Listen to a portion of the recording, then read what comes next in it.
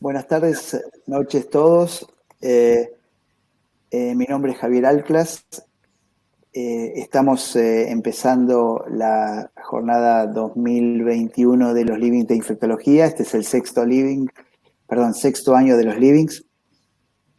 La verdad que para mí es un placer muy importante poder seguir con esta actividad que me reconforta día a día. Y les quiero presentar en primera instancia a la doctora Betiana Guideto, que es ex jefe de residentes del Sanatorio Mitre.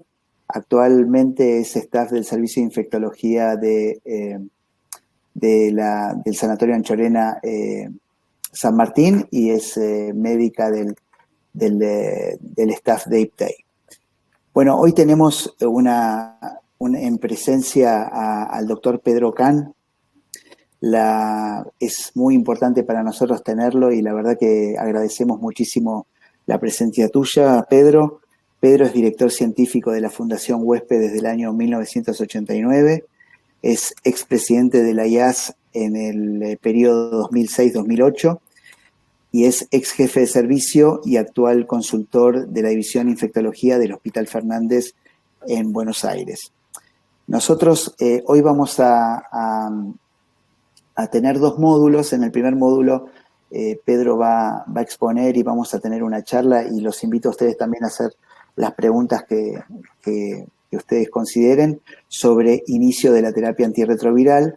Y en un segundo módulo vamos a ver la terapia de switch en sus varias modalidades terapéuticas. Esto es muy importante porque el VIH siempre está buscando, y la verdad que tenerlo a Pedro es muy importante porque él es un pilar en esto, nuevas estrategias en el tratamiento del mismo. Y bueno, hoy estamos en un punto muy, muy enriquecedor de esto. Así que bueno, muchas gracias por la presencia de todos ustedes. Pedro, gracias por estar. Bueno, buenas noches a todas y todos. Javier, muchas gracias por la invitación. Es un placer para mí formar parte de esta actividad de IPTEI, así que les agradezco la oportunidad de charlar. Lo que vamos a hacer es charlar un rato. Yo les voy a contar algunas cosas tal como yo las veo y después voy a estar abierto a las preguntas y comentarios con Betiana y con Javier. Básicamente tenemos que partir de un elemento, ¿no? Nosotros venimos de una historia no tan larga que arranca en el año 1981 con una enfermedad incurable, uniformemente mortal, que hoy se ha transformado en una enfermedad con la cual se puede convivir, una enfermedad crónica con la cual se puede convivir. No curamos a nadie, por el momento al menos, pero sí podemos tratar esta enfermedad y evitar que sea, como les dije, uniformemente mortal. Lo hacemos en un contexto en el cual nuestra población va envejeciendo, porque los pacientes que yo atendí hace 20 años y tenían 35, ahora tienen 55, no solamente envejecen los médicos, también envejecen los pacientes, y también tenemos una cantidad bastante, digamos, notable de personas que contraen la infección en la tercera etapa de su vida, porque no se consideran expuestos a riesgo. De modo tal que el paciente que nosotros atendemos hoy es un paciente por ahí, ya no solamente el paciente joven, que por supuesto lo seguimos teniendo y sigue siendo parte de los que alimentan los nuevos casos de HIV en el mundo y en la Argentina también, pero también tenemos una población que tiende a envejecer y entonces en algunos países ya más del 40% de los pacientes tienen edades superiores a los 45 años. Así que es un dato a tener en cuenta a la hora de seleccionar los tratamientos que vamos a ir eligiendo. Como les decía, venimos de una historia en la cual el tratamiento no existía. Luego empezamos a tener tratamientos que eran marcadamente tóxicos, tratamientos que implicaban de repente tener que tomar 24 comprimidos en un día, en 3 tomas, algunos con el estómago lleno, otros en ayunas, con muy severos efectos adversos, que prácticamente impedían al paciente hacer otra cosa que tratar su enfermedad para permanecer vivo, pero muchas veces no podían trabajar, no podían estudiar, no podían hacer ningún tipo de actividad. De aquel momento al día de hoy estamos en una situación en la cual tenemos tratamientos muy seguros, muy efectivos, muy cómodos de tomar, con muy pocos efectos adversos y que realmente han cambiado el paradigma del tratamiento actual. Ahora, lo importante de tener en cuenta en esto es que nosotros estamos muy atrasados. Cuando digo nosotros, me refiero a nosotros en Argentina y a nosotros en el mundo. Estamos muy atrasados en términos de hacer una búsqueda activa para poder incorporar a todos los pacientes en tratamiento. Fíjense una cosa, ustedes habrán escuchado hablar de los objetivos del 90-90-90, ¿no? Puesto por ONUCIA, que el 90% de las personas que viven con el virus conozcan su situación, que el 90% de esas personas, a su vez, estén bajo tratamiento y que el 90% de los que están bajo tratamiento tengan carga viral indetectable. Bueno, eso significa llegar al 73%, lo cual nos deja un 27% afuera. En la Argentina, con los números que estimamos, estaríamos hablando que si fuéramos exitosos, que no lo somos todavía, con el 90-90-90, tendríamos aproximadamente 34.000 personas que no estarían en tratamiento. Las personas que no están en tratamiento padecen la enfermedad, evolucionan, van perdiendo su CD4, desarrollan todas las complicaciones que ustedes conocen también como yo, pero además transmiten la enfermedad. Porque una de las características muy importantes que tiene el tratamiento antirretroviral, que ha dejado de ser un bien individual para el paciente que lo toma, sino que se ha convertido en un bien social, por aquello de que indetectable equivale a intransmisible. Si yo fuera HIV positivo y estoy bajo tratamiento con Javier, él me da la medicación correcta y yo al cabo de 6 meses tengo carga viral indetectable y soy adherente al tratamiento, no voy a transmitir el VIH a otras personas. Por supuesto que eso no implica que no pueda transmitir otras infecciones de transmisión sexual o que eventualmente no pueda dejar embarazada a una pareja femenina, pero evidentemente desde el punto de vista de la transmisión tiene un impacto extraordinario y junto con la profilaxis preexposición, que lamentablemente todavía no tenemos en desarrollo en Argentina, son 2 herramientas muy importantes para frenar la expansión de la enfermedad. Entonces, ¿qué tenemos hoy para tratar a nuestros pacientes? De aquellos viejos tratamientos, hoy la mayoría de nuestros pacientes están o con una pastilla única o a lo sumo con 2 o 3 comprimidos por día para cubrir sus tratamientos. Como ustedes saben, tenemos varias clases de drogas. Los inhibidores nucleósidos de la transcriptasa reversa, de los cuales en la práctica su uso está limitado en el día de hoy al tenofovir difumarato, al tenofovir, a la fenamida y a la abacavir. Ya no usamos sidobudina, y si alguno en el público está usando sidobudina, le sugiero que vuelva a su clínica el día de mañana y revise esa historia clínica si no le puede sacar la sidobudina a su paciente, porque ya no se justifica seguir usándolo. Por el otro lado tenemos los inhibidores no nucleósidos de la transcriptasa reversa, que pueden funcionar como tercera droga. No le mencioné dentro de los inhibidores nucleósidos al novio de cualquiera de estas drogas que les dije, que es el 3-TC o el FTC, que siempre acompañan a cualquiera de estas variantes, que son drogas que son muy importantes por la actividad que tienen en términos de inhibir la capacidad replicativa del virus. Aún en presencia de mutaciones, son drogas importantes de mantener en el esquema. Luego vamos a los inhibidores no nucleósidos. Ahí, como ustedes saben, hay una droga que está saliendo del escenario, que es la nevirapina. La droga que durante más tiempo se usó, efectivamente, fue el efavirenz, una droga muy noble, muy activa, muy potente, pero que tiene sus efectos adversos, básicamente sobre el sistema nervioso central. Y atención con esto, con el efavirenz, el problema no es solamente aquel que viene al consultorio y dice, doctor, empecé a tomar esta medicación y al cabo de 20 días me siento deprimido, no tengo motivos, pero estoy pensando en suicidarme. Ese es el caso extremo que es muy fácil de diagnosticar. Cuando ustedes, y después vamos a hablar de switch, por lo que dijo Javier, vamos a hablar de cambio de tratamiento. Cuando ustedes le cambian el tratamiento a un paciente que tiene efavirenz y lo pasan a un régimen sin efavirenz, el paciente dice, me cambió la vida. De repente ahora me doy cuenta que yo estaba antes con sueños malos, estaba deprimido, no me sentía bien, pero pensé que eso era inherente al tratamiento. Y de repente, cuando saca el efavirenz de la lista, resulta ser que su calidad de vida mejora. Tenemos otros inhibidores nucleósidos, uno más nuevo, recientemente lanzado en la Argentina, que es la doravirina.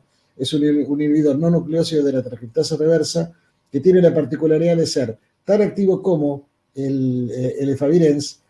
Ha demostrado no inferioridad también en relación al darunavir-ritonavir en los estudios DRIVE, y sin embargo no tiene los efectos adversos, ni siquiera sobre los lípidos, como sí tiene el efavirenz, que aumenta los triglicéridos, ni tampoco tiene los efectos adversos sobre el sistema nervioso central, y no produce las reacciones alérgicas que puede verse con la nevirapina.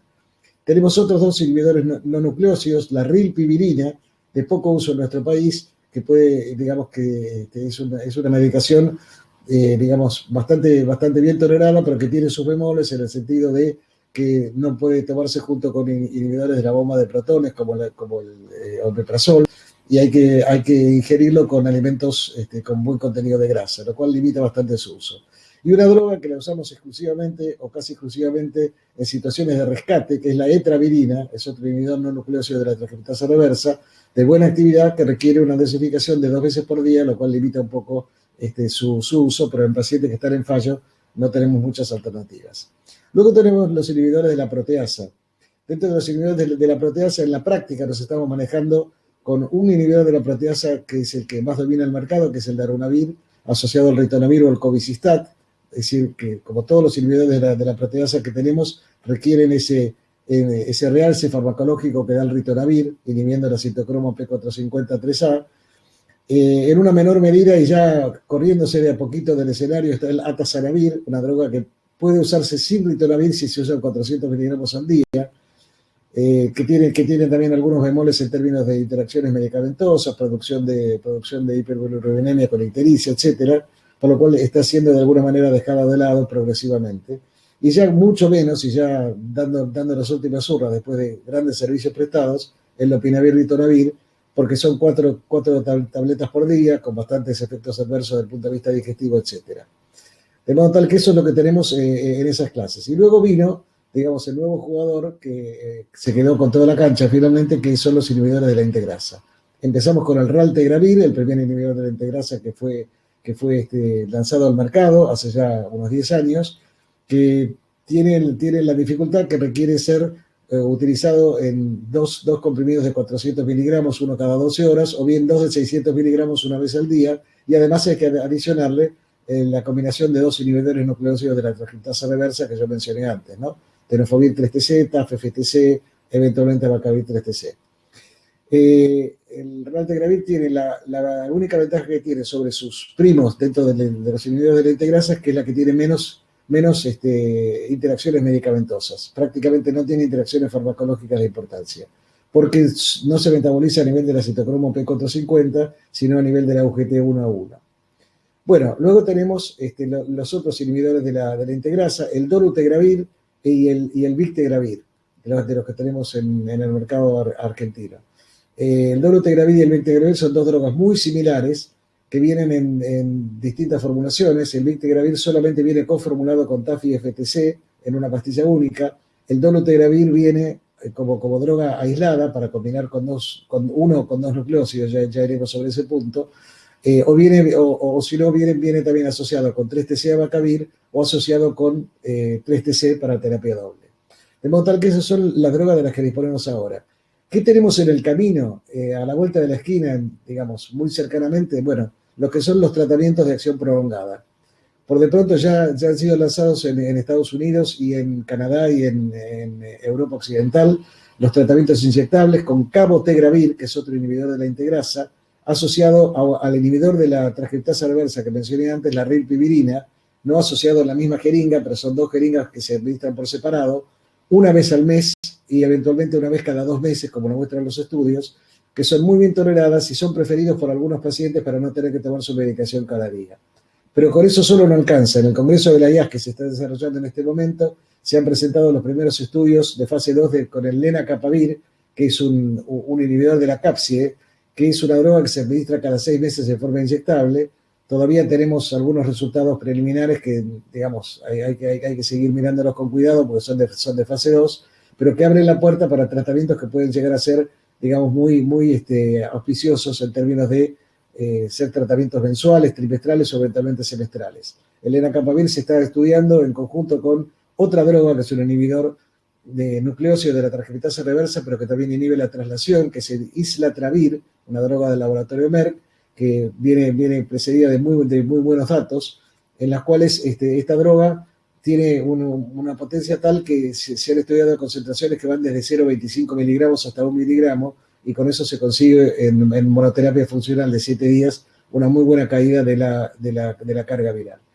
Y junto con eso hay otras formas de administración que están en estudio. Una de ellas, por ejemplo, es el implante. ¿Vieron como los implantes anticonceptivos con el Implanón? Bueno, de la misma manera se está estudiando, por ejemplo, el islatravir como implante, en principio para ser usado como profilaxis preexposición, pero también podría ser un implante asociado con otra droga, tal vez el lenacapavir, para su uso en esas condiciones. ¿Qué les quiero decir con esto? Que se está abriendo un panorama en el cual el tratamiento clásico, que nosotros pensamos que ya habíamos llegado hasta donde podíamos llegar, simplemente porque la mayoría de los estudios, por ahí tengo una diapositiva para mostrarles, no sé si la voy a poder mostrar, voy a intentar ilustrarla, a ver, no la veo acá. Bueno, digamos, no tiene importancia, era una diapositiva para mostrarles que de los últimos 10 o 15 estudios que se han publicado de fase 3, estudios de la industria farmacéutica, todos ellos tienen tasas de carga viral indetectable al cabo de 48 semanas por arriba del 90%. Es difícil de pensar que vamos a mejorar ese porcentaje, porque siempre va a haber pacientes que no son adherentes, que tienen alguna resistencia primaria que no fue detectada, etcétera. De modo tal que lo que se viene para esa población que está envejeciendo, que tiene comorbilidades, etcétera, y para esa población de 20 años que tiene por delante 50, 70 años de tratamiento, bueno, son tratamientos más simples, más seguros y menos tóxicos. Y de ahí surge la idea de la biterapia que me pidió Javier que yo mencionara. ¿Qué pasó? Hubo múltiples intentos de hacer tratamientos con 2 drogas. En realidad fue una escala ascendente. En el 87 surge ZT y hacemos monoterapia con ZT. Nos va bien durante unos meses, rápidamente el virus se hace resistente. En el 94-95 surgen los estudios con terapia doble, con 2 nucleósidos, por ejemplo, ZT-BDI o de 4T3TC, y nos fue mejor que con el AZT. Pero al cabo de algunos meses, se tardaba un poquito más, aparecía nuevamente el fracaso terapéutico por emergencia de resistencia. Recién en el año 1996 aparece la terapia triple, con 2 nucleósidos y una tercera droga, que en aquel momento podía ser un inhibidor de la proteasa o un inhibidor no nucleósido de la transcriptasa reversa. Bueno, cuando aparece la terapia triple, por primera vez podemos tener supresión virológica. No curación, pero sí supresión virológica. Mientras el paciente tomara su medicación, el virus iba a estar suprimido y la carga viral estaría indetectable. Seguro que a ustedes les pasa también con sus pacientes, que el paciente viene y dice, doctor, me negativicé, y ustedes le tienen que explicar, no te negativizaste, lo que sucedió es que tenés tan poquita carga viral que no la podemos medir, pero si suspendés el tratamiento, lo que va a ocurrir es que va a rebotar la carga viral.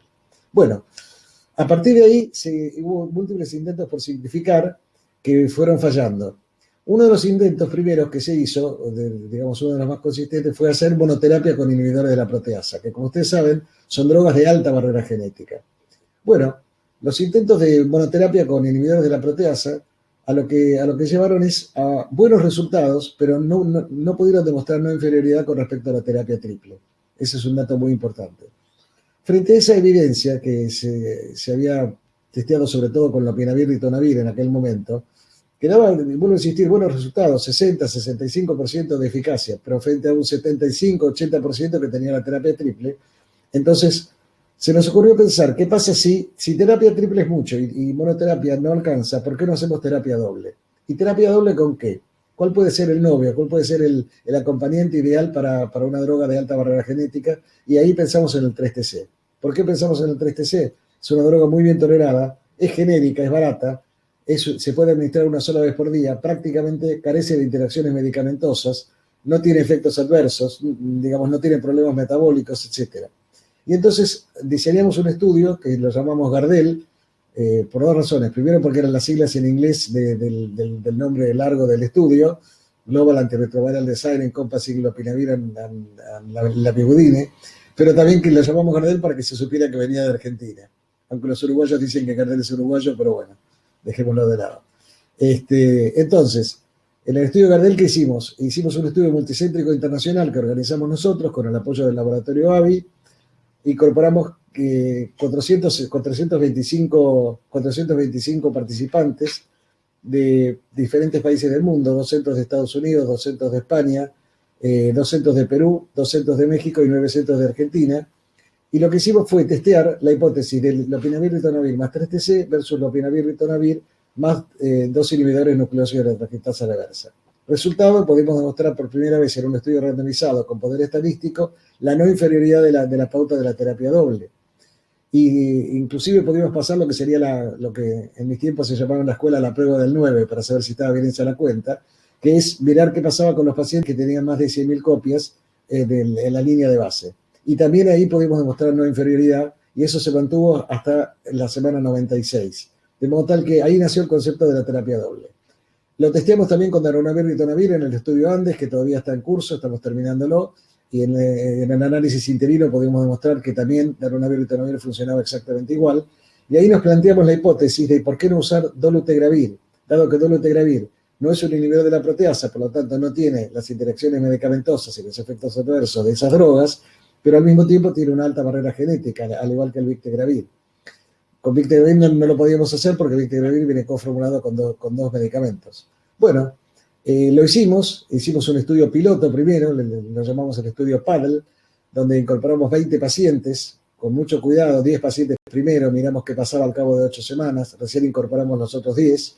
Lo que pudimos demostrar allí es que esos 20 pacientes, al cabo de 48 y 96 semanas, teníamos un 90% de eficacia terapéutica, porque de los 20 pacientes, 18 llegaron al final con cargas virales menores de 50. Un solo caso falló, lo que era fallo terapéutico definido por el protocolo, 2 cargas virales por arriba de 50, pero resuprimió en cuanto incrementamos la adherencia, pero igual lo contamos como fallo. Y un paciente falleció por razones ajenas al protocolo, pero su última carga viral era menor de 50 copias. Con lo cual, prácticamente en el análisis intención de tratar, la eficacia era 90% y en el análisis por protocolo era 95%.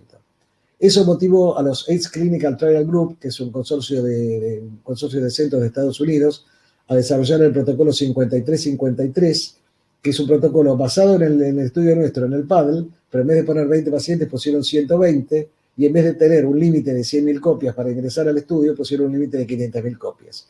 Y pudieron demostrar que efectivamente en esos 120 pacientes los resultados eran excelentes, tuvieron 3 casos de fallo, pero en un caso hubo selección de una mutación para inhibidores de la integrasa, la R263K, que es una mutación bastante benigna para dolutegravir, pero que de todas maneras abría la puerta a que podrían seleccionarse mutaciones. Ahí fue que finalmente se hicieron los estudios Gemini, que fueron estudios randomizados, ya no de una sola rama como los que me les mencioné recién, que incorporaron 1.400 pacientes, los estudios Gemini 1 y Gemini 2, donde se comparó tenofovir, FTC, dolutegravir versus 3TC y dolutegravir. ¿Qué pudimos demostrar? No inferioridad de la pauta de terapia doble a los 48, 96 y 144 semanas.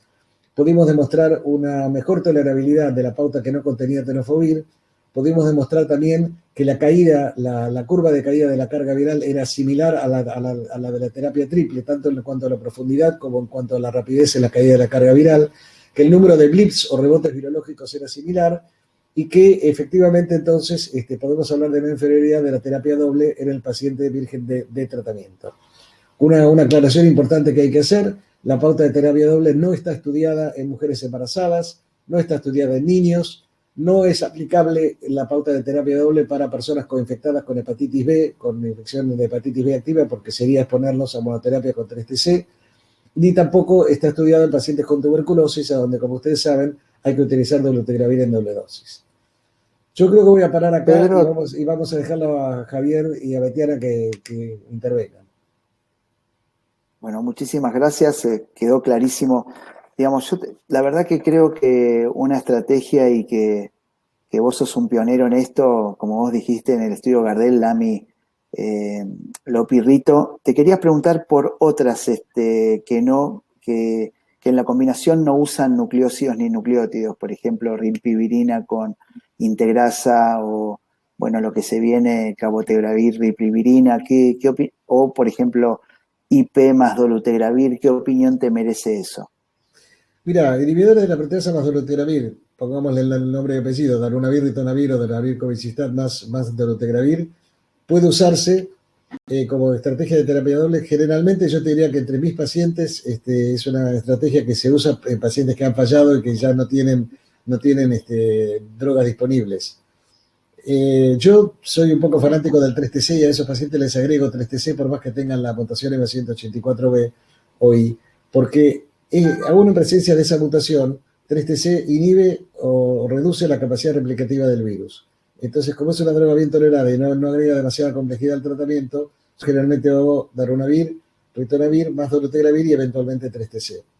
No usaría esa combinación para inicio de tratamiento porque darunavir, ritonavir, que es una combinación excelente, tiene el problema que todos conocemos, ¿no es cierto? Las interacciones medicamentosas, la intolerancia digestiva, los problemas metabólicos, etcétera.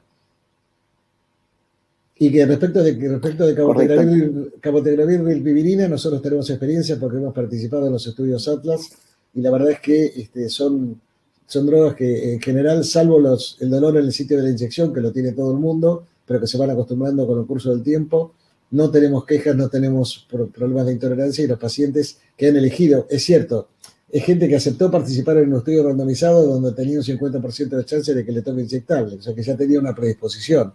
Pero de cualquier manera, los pacientes cuando se analiza, digamos, los resultados reportados por el paciente en cuanto a calidad de vida, todos mejoran su calidad de vida cuando reciben inyectable. ¿Con eso estoy diciendo que todo el mundo debe ser tratado de esa manera? De ninguna manera. Yo creo que hay poblaciones específicas que van a querer seguir tomando la medicación por vía oral y hay poblaciones que van a preferir inyectable. Perfecto. Si te parece, Betty, lo que podemos hacer es pasar a las preguntas que teníamos focalizado en biterapia. ¿Te parece bien, Pedro, que hagamos eso? Por supuesto. Bueno, doctor, sí. Como dijo Javier, son algunas preguntas focalizadas en el inicio con biterapia. La primera es si los resultados de los regímenes de biterapia oral y de acción prolongada se traducirían en eficacia y seguridad a largo plazo. Bueno, a ver, la biterapia de 3TC y dolutegravir, sin duda, porque tenemos resultados presentados de 144 semanas. Hay pocos estudios con 1.400 pacientes que tengan 144 semanas de seguimiento, así que de eso no tengo duda.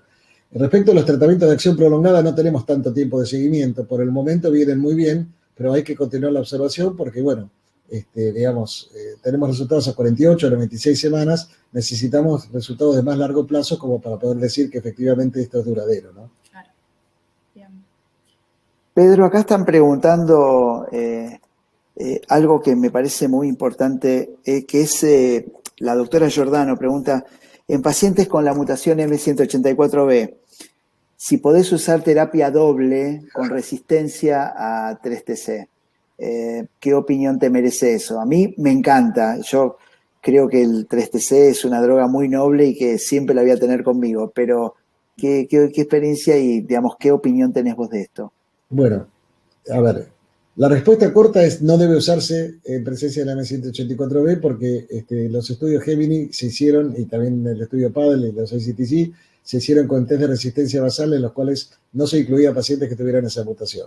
Si me preguntas una opinión personal, yo creo que podría funcionar, y de hecho nosotros diseñamos un estudio, el PADL 184, en el cual buscamos infructuosamente la mutación M184B en pacientes vírgenes de tratamiento. Hicimos centenares de test de resistencia, no pudimos encontrar más que 2 pacientes, de los cuales uno cuando vino ya había iniciado tratamiento y el otro no quiso iniciar. Y cuando uno mira las estadísticas a nivel internacional, en general la prevalencia de la mutación M184B es inferior al 1%.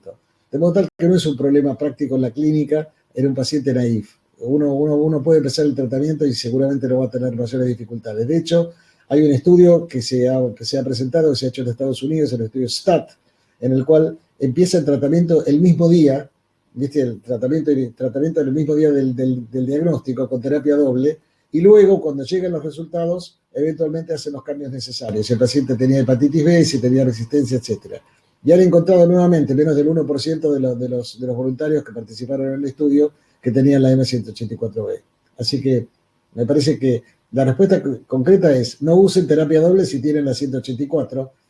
Impectore te puedo decir que creo que yo estoy convencido de que podría funcionar igual, pero no se lo puedo recomendar a nadie porque no tengo evidencia para apoyarlo.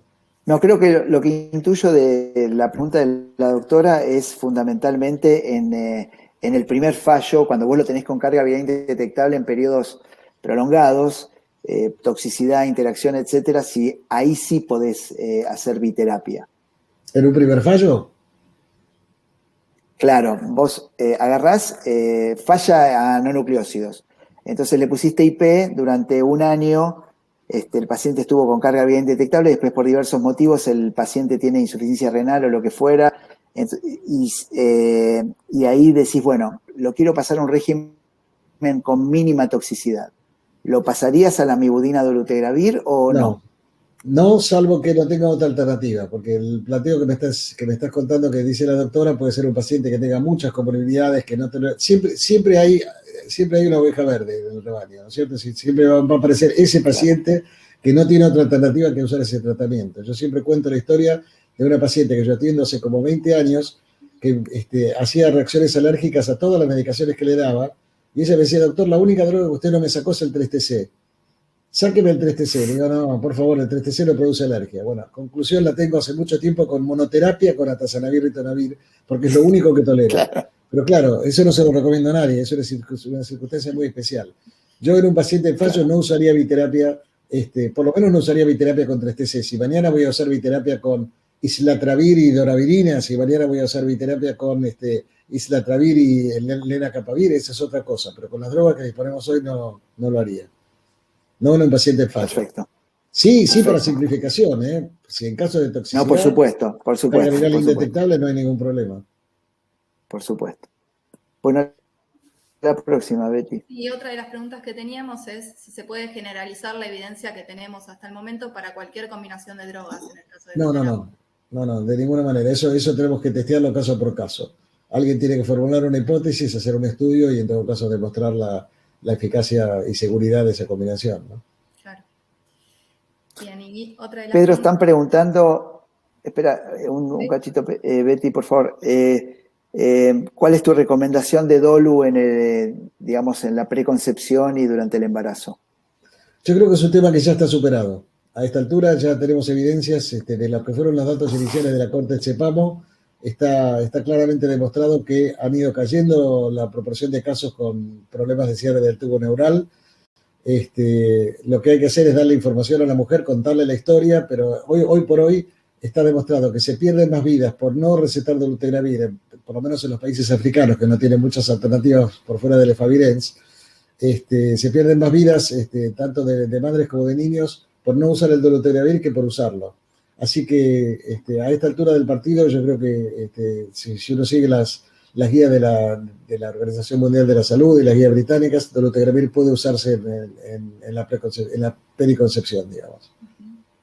Perfecto. Bien, y la siguiente pregunta era si la eficacia a largo plazo es esperable solamente en regímenes donde ambas drogas sean activas. En principio sí. En principio es lo que está estudiado. Porque vuelvo a insistir, todos los estudios de terapia doble se han hecho con test de resistencia basal en donde no había resistencia a ninguna de las drogas que estaban en uso. Claro. Justamente una de las preguntas que están haciendo es si para pasar a biterapia es necesario solicitar el test de resistencia o tener test de resistencia. No, para pasar a biterapia, si vos tenés al paciente con carga viral indetectable, igual no vas a poder hacer un test de resistencia porque no te va a amplificar, porque no tenés virus para amplificar. Si un paciente que lleva, por lo menos, hablamos como regla general para el switch, para el cambio de tratamiento, es un paciente que está en su primer tratamiento, o a lo sumo cambió un nucleócido por otro, por un inhibidor nucleócido por otro, por un tema de tolerancia, puede ser, pasó de tenofovir a TAF, o pasó de abacavir a tenofovir, o de tenofovir a abacavir, no importa. Eso no lo consideramos. Lleva 6 meses de tratamiento con carga viral indetectable. Es un paciente adherente, podemos pasar a biterapia, no necesitamos ningún test de resistencia especial. Y por supuesto, un paciente que sabemos que es adherente, que va a venir a los controles periódicos de carga viral y etcétera, ¿no? ¿Querés que pasemos a Switch, Betty? ¿Te parece? Y le pedimos la opinión al doctor. Bueno. Vamos a mostrar algunas diapositivas, doctor, para que comentemos sobre algunos temas específicos. A ver. Sí. Está todo dicho ahí. ¿Qué quieren que diga yo? Sí. En esta diapositiva, bueno, están enumeradas algunas de las cosas para considerar el switch. La primera sería simplificar el régimen y reducir la cantidad de comprimidos y tomas diarias, mejorar la tolerancia y reducir la toxicidad, prevenir la interacción con otras drogas o con comidas, eliminar el requerimiento de comidas para la toma de los comprimidos, permitir el uso durante el embarazo y reducir los costos. Tal cual, creo que serían todas las razones por las que uno lo hace, ¿no? Así es. Bien. En la siguiente hay algunas consideraciones que uno debería tener a la hora de realizar el switch. En cuanto a la resistencia, bueno, sería rever la historia clínica del paciente y la utilización de antirretrovirales que tuvo para pensar en posibles fallos virológicos que haya tenido el paciente. Si está disponible, evaluar el test de resistencia o los test de resistencia que tenga. Si la resistencia es incierta, lo que se sugiere es cambiar el esquema solo si es probable que el nuevo régimen mantenga la supresión viral. Por otro lado, los cambios dentro de la clase, de la misma clase, mantienen en general la supresión virológica si es que no hay resistencia dentro de esa familia. Tener precaución si uno quiere cambiar de un IP busteado a otra familia sin conocer el historial completo del paciente y consultar a un experto antes del switch si es que se tiene resistencia a más de una familia de antirretrovirales. Acá si me permitís, Tiana, habría que hacer una consideración para no confundir a la audiencia. Cuando hablamos de switch o de cambio, no necesariamente significa pasar a terapia doble. O sea, uno puede hacer un cambio, uno tiene un paciente, lo que decíamos antes, vos tenías un paciente con efavirenz y 2 nucleócidos y lo pasás a un inhibidor de la integrasa con 2 nucleócidos. Eso es un cambio, digamos. No significa necesariamente que vos tengas que perder potencia. Claro. Porque si hablamos de resistencia, acá estamos en una situación en la cual claramente no podemos elegir una pauta de terapia doble por el momento. Salvo que sea una pauta, como mencionaba Javier antes, de dolutegravir y darunavir-ritonavir, que son 2 drogas de buena barrera genética que podrían reemplazar un esquema de 3. Claro. Pero, digamos, como concepto general, ya si hablamos si metemos el tema de la resistencia en el medio, hay que ser muy cuidadosos con eso. Recuerden que los primeros estudios de simplificación de tratamiento, el primer estudio lo publicó el grupo de José María Gatell, el estudio NEFA en el New England Journal of Medicine a comienzos de este siglo, hace ya como 20 años, o más. Y ahí él lo que hizo se simplificaban los pacientes a un régimen con nevirapina, con un inhibidor de la proteasa o con abacavir como tercera droga, en la época que se usaba ZT-3-TC abacavir. Y lo que pudieron demostrar es que los pacientes que funcionaban mejor eran los que se pasaban a nevirapina o a inhibidor de la proteasa, pero siempre y cuando no hubieran tenido fallo previo. Eso era muy importante. Y yo creo que hay reglas para el cambio de tratamiento que hay que tener en cuenta. Si uno va a hacer un cambio de tratamiento con el objetivo de simplificar, de reducir las interacciones medicamentosas, lo que Betiana mostraba en su diapositiva anterior, tiene que estar muy seguro que el paciente no tuvo fallo virológico previo, o bien, como dice en esta diapositiva, que el régimen al cual lo va a cambiar es un régimen de alta barrera genética, en la cual el paciente no corre el riesgo de perder lo más preciado que tiene que preservar, que es la supresión virológica, que es la garantía para preservar y recuperar CD4 y mantener entonces una expectativa de vida muy similar a la de un paciente HIV negativo. Bien, otras de las consideraciones que deberíamos tener, por un lado la seguridad, es rever el historial de antirretrovirales para evaluar la intolerancia que tenga el paciente, considerar interacciones con otras medicaciones. Y en cuanto a las comorbilidades, un poco como se decía antes, evaluar si tiene coinfección o no con hepatitis B, saber si el paciente tiene riesgo cardiovascular, su función renal, su densidad mineral ósea, si es mujer, bueno, el tema del embarazo y otras coinfecciones. Sí, completamente de acuerdo. Bien. En la siguiente, lo que se ven son... Sí. Exacto. Te doy la palabra, Javier. No, gracias. No, en realidad lo que quisimos mostrar es la cantidad de estudios que hay respecto al switch y a la simplificación de los esquemas. Una de las preguntas que está haciendo mucho el público es respecto a esto que vos señalaste respecto a efavirenz y nevirapina en esquemas que ahora están con esos esquemas los pacientes. Si a vos te parece que hay que cambiarlos a pesar que el paciente tenga buena tolerancia a la medicación o no. La verdad que la mayor parte de las preguntas giran en torno a este tema. A ver, podemos partir de una base, ¿no? El viejo lema del carpintero, lo que no está roto no se arregla. Es decir, si el paciente está muy bien adaptado al tratamiento, es adherente, no tiene ningún síntoma, tiene sus lípidos bien, no tiene fenómenos neurológicos, digamos, disfruta de la alegría del vivir, etcétera, bueno, no es ese paciente el que necesita sacarle el efavirenz. Porque recordemos que Correcto. La toxicidad del efavirenz depende mucho de la capacidad de metabolizar a nivel de una enzima hepática, que en este caso es la CYP26, pero que efectivamente hay pacientes que son metabolizadores rápidos y pacientes que son metabolizadores lentos. Entonces, no todo el mundo tiene que cambiar de tratamiento ya. Pero hay que ver bien cuando uno tiene un paciente en tratamiento con efavirenz, sobre todo, ver cuál es su estado de ánimo y ver si uno lo puede mejorar o no. Algunos no necesitarán, otros sí lo pueden necesitar. No es mandatorio cambiar a todo el mundo. Y los pacientes que están con nevirapina, si no han hecho toxicidad hepática, es una droga muy bien tolerada. Lo que pasa es que está progresivamente desapareciendo del mapa. Va a llegar un momento que el Programa Nacional ya no va a comprar nevirapina, así como ha dejado de comprar otras drogas, simplemente por una cuestión de economía de escala, de ir concentrando en determinados compuestos los tratamientos, ¿no? Pero quien esté bien con la nevirapina y la pueda conseguir, que siga adelante, por supuesto.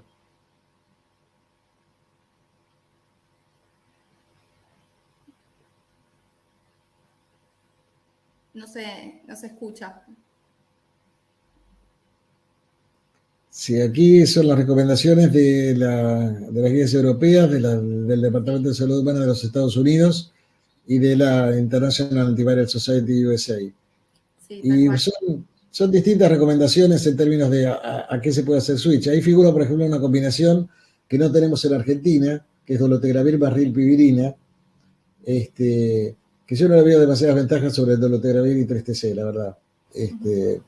Me parece que agrega la rilpivirina, que tiene, como yo les dije, esas limitaciones en términos de la dieta y de las interacciones con los inhibidores de la bomba de protones. Sí. Agrega, en el caso de la AES USA, agrega cabotegravir rilpivirina, que eso puede ser una muy buena opción en un futuro. Va a depender mucho del costo final que tenga esa combinación. Y también agrega inhibidores de la proteasa más 3TC, que es otra opción de terapia doble que es válida, con las limitaciones que tienen los inhibidores de la proteasa. Y como pueden ver, en general, las tres opciones que nos ofrecen las tres guías no son demasiado diferentes. Tienen algunos matices que diferencian a los europeos de los americanos, pero no son, básicamente parten del mismo concepto, ¿no? Sí. Y sí, lo que hacen énfasis también... Pedro, perdóname. No, está bien. En pacientes infectados con hepatitis B, tener en cuenta que el esquema debe tener tenofovir, ya sea TDF o TAF. Exactamente. Tenofovir difumanato o tenofovir alafenamida. Eso es imprescindible si el paciente tiene hepatitis B activa. Acá hay varias preguntas respecto al inicio con efavirenz. ¿Cuál es tu opinión respecto a este tema? Al día de hoy yo creo que no se justifica iniciar tratamiento con efavirenz. Los pacientes que dependen del programa nacional tienen acceso a dolutegravir y me parece que es una mucho mejor elección. Los pacientes que van por la seguridad social pueden tener acceso a esa droga o pueden tener acceso a la combinación de victegravir con TAF y FTC. Me parece que son dos buenas opciones para el inicio, depende mucho de los costos, de cómo compra cada prepaga, cada obra social la medicación, y entonces te ponen algunas limitaciones, pero me parece que tenemos opciones que son superadoras respecto del tema del efavirenz en este momento. El efavirenz tiene por ahí, digamos, la ventaja que puede usarse en el contexto de tratamiento para la tuberculosis, que es un problema que todavía tenemos en nuestro país. Hay pocas drogas para poder usar con rifampicina. Efavirenz es una, dolutegravir es otra, pero hay que duplicar la dosis de dolutegravir. Lo mismo que en caso de fallo, vale la pena decirlo eso, ¿no? En pacientes que han fallado de integrasas, hay que usar 2 comprimidos de dolutegravir por día. Así que yo, si tengo que iniciar, perdón, termino, Javier. Si tengo que iniciar un paciente hoy, ya no lo inicio con efavirenz. Sí, perdóname. Pero tengo muchos pacientes que están con efavirenz y los mantengo, si no tienen inconveniente. Están mal, por supuesto. ¿Qué pasa con los pacientes que tenés con integrasa y claramente tienen aumento de peso y la podés relacionar a la integrasa? ¿Cómo manejás esa condición? Bueno, ahí hay un tema que es todavía una incógnita en la medicina, que es motivo de mucho debate. Porque en realidad no está claro si son los inhibidores de la integrasa los que te aumentan de peso. Por lo tanto, raltegravir no te produce aumento de peso. Hay sí aumento de peso asociado a dolutegravir y a victegravir, que son dos moléculas muy parecidas. Pero parece ser que es peor cuando asocias victegravir o dolutegravir con TAF. En cambio, no cuando lo asocias con tenofovir difumarato. Con TAF. Entonces, ¿cuál es el efecto? Digamos, el malo de la película es el TAF, o el bueno de la película es el tenofovir difumarato que te resta, digamos, el efecto de incremento de peso que puede producir los inhibidores de la integrasa.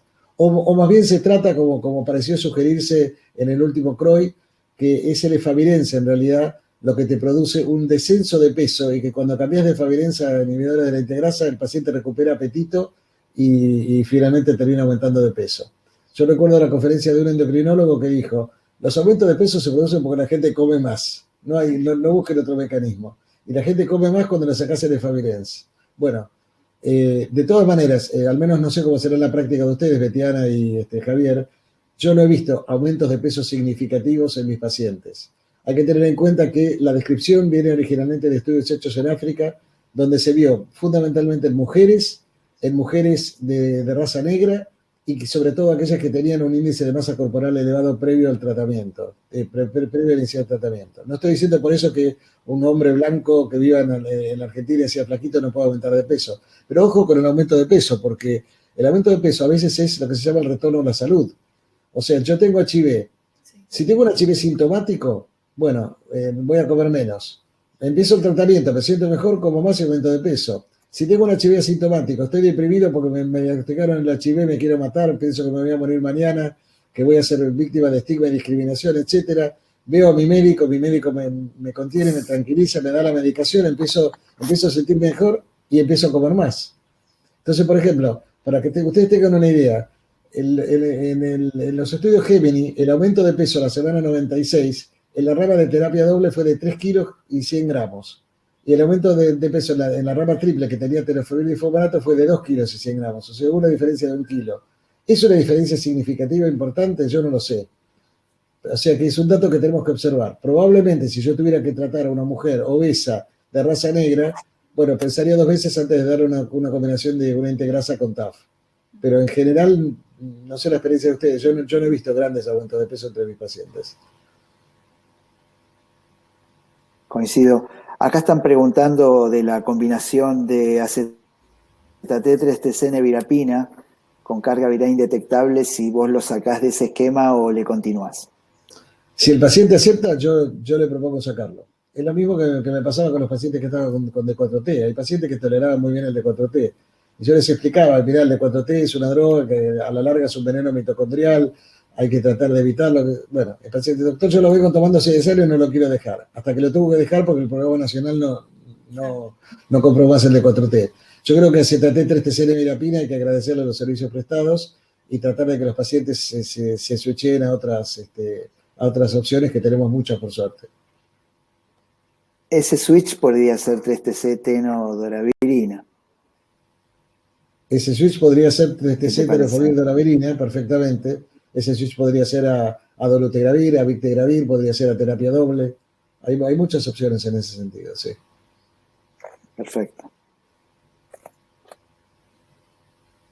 Bueno, acá preguntan lo del efavirense en tratamiento para tuberculosis, que vos ya lo contestaste.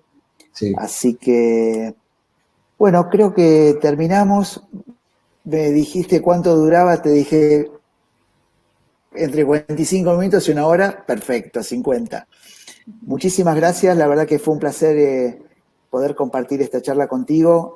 Siempre es muy enriquecedor y son conceptos muy interesantes para todos nosotros. Así que bueno, muchas gracias a todos y los esperamos en el próximo Living dentro de un mes. Chao Pedro, muchas gracias. Muchas gracias a Hasta ustedes luego. por la invitación. Buenas noches. Chao, muchas gracias. Chao, chao. Por favor.